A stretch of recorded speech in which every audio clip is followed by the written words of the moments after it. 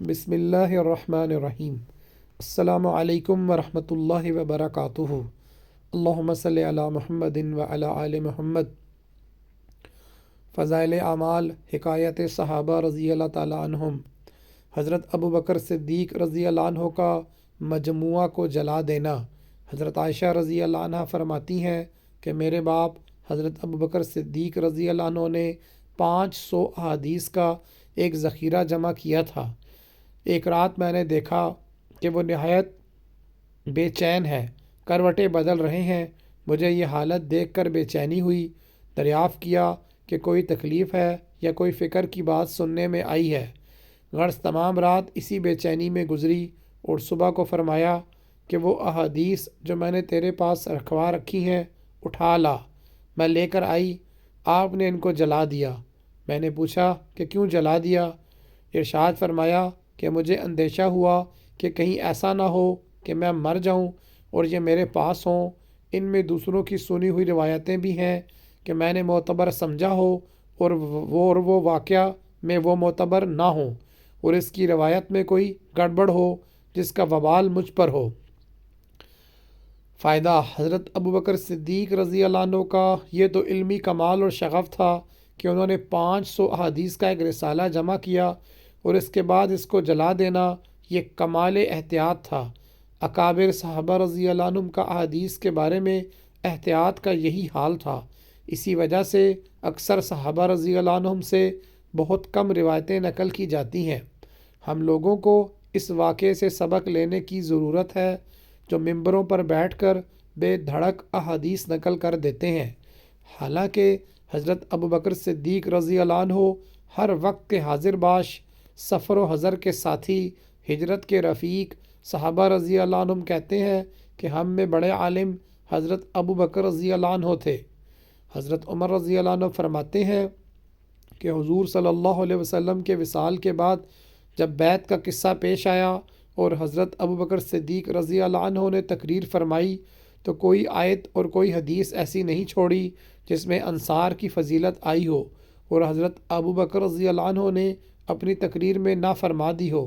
اس سے اندازہ ہوتا ہے کہ قرآن پاک پر کتنا عبور تھا اور احادیث کس قدر یاد تھیں، مگر پھر بھی بہت کم روایتیں حدیث کی آپ سے منقول ہے۔ یہی راز ہے کہ حضرت امام اعظم رحمۃ اللہ علیہ سے بھی حدیث کی روایتیں بہت کم نقل کی گئی ہیں۔ تبلیغ حضرت مصعب بن عمیر رضی اللہ عنہ۔ مصعب بن عمیر رضی اللہ عنہ جن کا ایک قصہ 7ویں باب کے نمبر 5 پر گزر چکا، ان کو حضور اقدس صلی اللہ علیہ وسلم نے مدینہ منورہ کی اس جماعت کے ساتھ جو سب سے پہلے منا کی گھاٹی میں مسلمان ہوئی تھی تعلیم اور دین کے سکھانے کے لیے بھیج دیا تھا۔ یہ مدینہ طیبہ میں ہر وقت تعلیم اور تبلیغ میں مشغول رہتے، لوگوں کو قرآن شریف پڑھاتے اور دین کی باتیں سکھاتے تھے۔ اسد بن زرارہ رضی اللہ عنہ کے پاس ان کا قیام تھا اور مقری پڑھانے والا مدرس کے نام سے مشہور ہو گئے تھے۔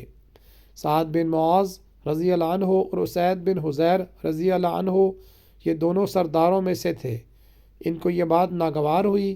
سعد نے اسید سے کہا کہ تم اسد کے پاس جاؤ اور ان سے کہو کہ ہم نے یہ سنا ہے کہ تم کسی پردیسی کو اپنے ساتھ لے آئے ہو جو ہمارے ضعیف لوگوں کو بے وقوف بناتا ہے، بہکاتا ہے۔ وہ اسد کے پاس گئے اور ان سے سختی سے یہ گفتگو کی۔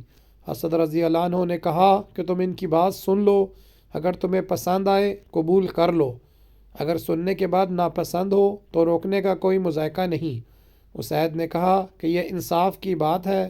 سننے لگے۔ حضرت مصعب رضی اللہ عنہ نے اسلام کی خوبیاں سنائیں اور کلام اللہ شریف کی آیتیں تلاوت کیں۔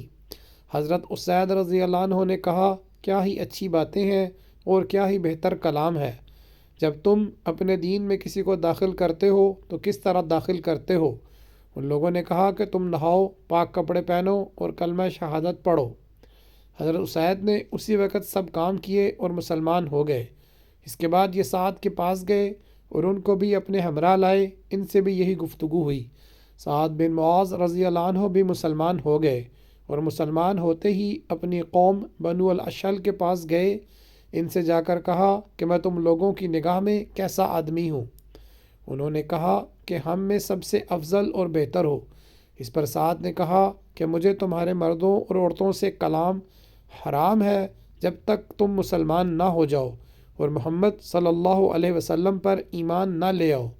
ان کے اس کہنے سے قبیلہ اشل کے سب مرد و عورت مسلمان ہو گئے اور حضرت مصعب رضی اللہ عنہ ان کو تعلیم دینے میں مشغول ہو گئے۔